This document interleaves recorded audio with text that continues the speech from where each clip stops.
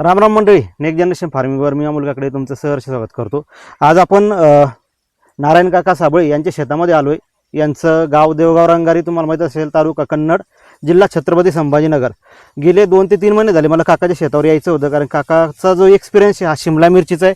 तुम्ही पाठीमागे बघू शकता, पूर्ण 1 एकरामध्ये शिमला मिरची लागवड आहे आणि 1 नंबर क्वालिटीची मिरची शेंडेडमध्ये. तर आता सर्व काही माहिती शिमला मिरचीबद्दल आपण इत्थंभूत माहिती आपण त्यांच्याकडून घेणार आहे. काका, सर्वप्रथम सर्व शेतकऱ्यांतर्फे मी तुम्हाला नमस्कार करतो. आणि आमच्या चॅनलवर तुमचं वेलकम. मला एक थोडक्यात तुमचा शिमला मिरचीबद्दलचा इतिहास जाणून घ्यायचा आहे की तुम्ही शिमला मिरची कधीपासून लावायला लागले आणि त्याच्या मागचं कारण काय? शिमला मिरची मी 3 ते 4 वर्षापासून लावतोय. 3 ते 4 वर्षापासून लावताय का? हो. ओके. त्याच्या मागचं कारण काय, जेणेकरून तुमच्या भागामध्ये शिमला मिरची घेतल्या जाते का अगोदर? आमच्या तिथं व्यापारी आहे त्याला जागेवरचे. ओके, म्हणजे शिमला मिरची तुमच्या इथून व्यापारी जागेवर नेतात. आणि सरासरी काय भाव मिळतो? सरासरी 30, 35, 40 रुपयापर्यंत. ओके. आता हा जो आपला प्लॉट लावलाय तुम्ही शिमला मिरचीचा, एकदम प्रॉपर मला दिसू राहिला सर्व लागवड वगैरे केलेली. तर याची लागवड कधी केली आपण? याची लागवड आपण 21-22 ऑक्टोबरला केली. म्हणजे दिवाळीच्या दिवशी लागवड झाली आपली. त्या टायमाला दिवाळीच्याच दरम्यान होतं. किती बाय कितीची लागवड ही? ही 1.5 बाय 1.5ची आहे. झिगझॅग मध्ये. हे 2 झाडांमधलं अंतर 1.5 फूट. 1.5 फूट आहे. आणि असं क्रॉस मारलाय. क्रॉस. ओके, हा झिगझॅग मारलाय. झिगझॅग. कोणती व्हेरायटी? ही सेमिनस सीडची हंटिंग्टन म्हणून व्हेरायटी आहे. ओके, म्हणजे हे प्रतिकारक्षम वगैरे व्हेरायटी चांगली, त्याला रोग प्रतिकार. कारण की पावडरी मिल्ड्यू याच्यावर मला काही दिसून नाही राहिला, भुरी काही दिसून नाही राहिले. जवळपास थोडंसं काळ्या थ्रिप्सचं लक्षण दिसतंय की त्यांना नॉर्मल थ्रिप्स. आता हा मिरचीचा मेजर प्रॉब्लेम ब्लॅक थ्रिप्स. अच्छा, मेजर प्रॉब्लेम आहे. बरं, आता लागवडीपासून आतापर्यंत याला तुम्हाला काय काय प्रॉब्लेम फेस करावं लागले? याचं पाण्याचं नियोजन कसं केलं, खतांचं नियोजन कसं केलं? प्रॉब्लेम म्हणजे याला मेजर प्रॉब्लेम याचा ब्लॅक थ्रिप्सचा आहे. हा. आणि भुरीचा आहे. ओके. आणि याचं आपण नियोजन म्हणजे आपण याला 4-5व्या दिवशी स्प्रेचं शेड्यूल ठेवतोय. 4-5व्या दिवशी आलटून पालटून बुरशीनाशक, कीटकनाशक. बरं, तुम्हाला म्हणजे कोणतं सांगू शकता एखादं, जर लक्षात राहिलं असेल तर? औषध वगैरे मारलं? औषधी का? आपण याला एक्सपोनस झालं परत. ओके, म्हणजे ब्रँडेड औषध मारले, जे काही आलटून पलटून मारले.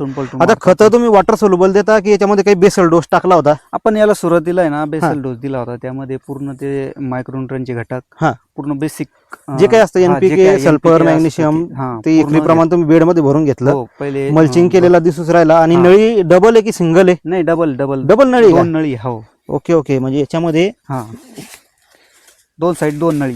2 साईडला 2 नळी. हे किती आणि किती हाताला लागू राहिले? हो. 2. ओके, 2 नळ्याचा एकदम भारी फायदा होतोच. प्रॉपर लिक्विड जातं त्याला. प्रॉपर लिक्विड जातं. आणि खतं किती दिवशी सोडता मग वॉटर सोल्युबल? आपण याला सरासरी 4थ्या दिवशी खतं झाले. आता सध्या किती टन माल गेलाय आपला? आता आपले 4 तोडे झालेले. 4 तोडे झालेत आणि 10-11 टन मालायचं. एका तोड्याला 2.5 टन पर्यंत माल येतो. 3 टन 4 टन. आणि सध्या मग किती, म्हणजे काय बाजारभाव मिळाला सध्या करंटला आपल्याला मार्केटमध्ये बाजारभाव? सरासरी बघितलं तर आपल्याला 30 रुपये 35 रुपये असं बाजार. ते जागेवर कमिशन द्यायची गरज नाही, जागेवर इथंच. ओके. आणि ही जी बांधणी केली, ही कितव्या दिवशी बांधणी करावं लागते? याला खर्च किती आलाय सरासरी? किती बांधण्या करावं लागतात? 45-50व्या दिवशी बांधणी करावं लागते. 45-50व्या दिवशी याला बांधणी करावं लागते. 40च दिवशी केलेली आपण. बरं. पण किती खर्च आलाय बांधणीला? खर्च आता स्ट्रक्चर तर आपलं ऑलरेडी हे तुमचं एकदा बनलं तर बनलं समजायचं. शेडनेटचं जे स्ट्रक्चर पूर्ण बनलंय. आणि हा दोरा मार्केटमध्ये मिळतो, ते किलोनं मिळतं जनरल शेतकऱ्यांना. 150 रुपये किलो पर्यंत. आता एक माझा मेन प्रश्न, हे जे एवढं काही सुंदर पीक बनलं याच्या मागचं कारण आहे आपलं हे शेडनेट.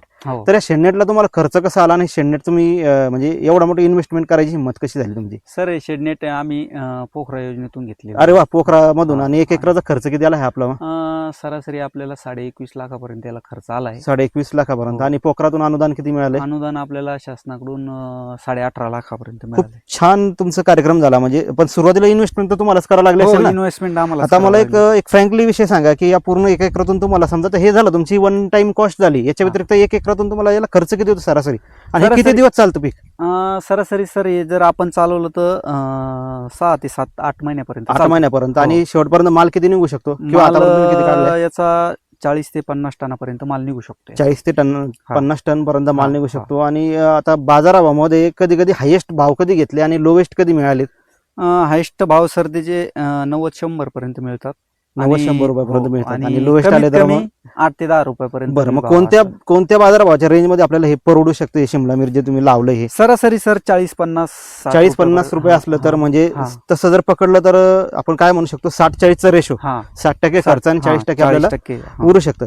बरं, आमच्यासारख्या नवीन तरुण शेतकऱ्यांना जसं आता आम्ही टोमॅटो उत्पादक आहे पण आम्हाला समजा शिमला मिरचीमध्ये उतरायचं किंवा माझे जे व्ह्युअर आहेत हे तरुण वर्गाचे, कारण नेक्स्ट जेन फार्मिंग माझ्या हो. चॅनलचं नावच आहे, तर त्यांना तुम्ही काय संदेश देऊ इच्छिता की हे पीक परवडेल की नाही परवडेल, की कोणती काळजी घेतल्यानंतर परवडेल? जसं मी आता या शेतकरी तुम्हाला वारंवार सांगत असतो टोमॅटो केव्हा परवडतो, तसं कोणत्याही पिकाचं जे त्याच्यामध्ये मास्टरी करतात. आता माझं शिमलामध्ये मास्टरी नाही, शिमलामध्ये नारायण काकाची मास्टरी, जसं त्यांची व्यायामामध्ये मास्टरी, सकाळी मला 5 वाजता उठून कॉल करून उठवतात, अमोल सर उठा आणि व्यायाम करा. कधी कधी मी हरामीपणा करतो, तो विषय वेगळा आहे, पण ते एक दिवशी माझा टळला नाही. तसं त्यांचं शिमलामध्ये पण मी हे मास्टरी आहे, तर ते त्यांच्याकडे आपण 2 शब्द ऐकून घेऊ. तर काय तुमचा संदेश राहील? सर हे शिमला पीक म्हणजे खूप रिक्सी पीक आहे, लहान मुलासारखं याला सांभाळायला लागतं ऑब्विसली, साहजिक आहे. मेजर प्रॉब्लेम याचा ब्लॅक थ्रिप्सचा आणि भुरीचा आहे. भुरीचा आहे. तेवढं जर आपण मॅनेजमेंट केलं तर हा प्लॉट म्हणजे हे बघा, आपल्याला उत्पादन मिळू शकतं. नक्की दोन रोग याच्यावर, म्हणजे इव्हन दो आम्ही टोमॅटोवाले ही मिरची लावायला धजवत नाही, ही रियालिटी आहे. मिरची म्हटल्यानंतर मी म्हणतो की नाही थांबा, मला मिरचीमध्ये शिकावं लागते. तर नक्की जर तुम्ही भुरी आणि ब्लॅक थ्रिप्स किंवा थ्रिप्स या प्रकारावर जर कंट्रोल केलं आणि असं प्रॉपर जर मॅनेजमेंट केलं आणि गव्हर्नमेंट सारख्या जर स्कीम तुम्ही मिळवल्या, तर नारायण काकासारखं तुमचंही असा सुंदर प्लॉट असू शकतो आणि तुम्ही वर्षाचं 40 ते 50 वर्ष नाही 6 महिन्यातच ना, 6 महिन्यामध्ये तुम्ही एक प्लॉट घेऊन 40 ते 50 टनाचं उत्पादन घेऊ शकता आणि या शेडनेटमधून लाखो रुपये आपण नक्की कमवू शकतो.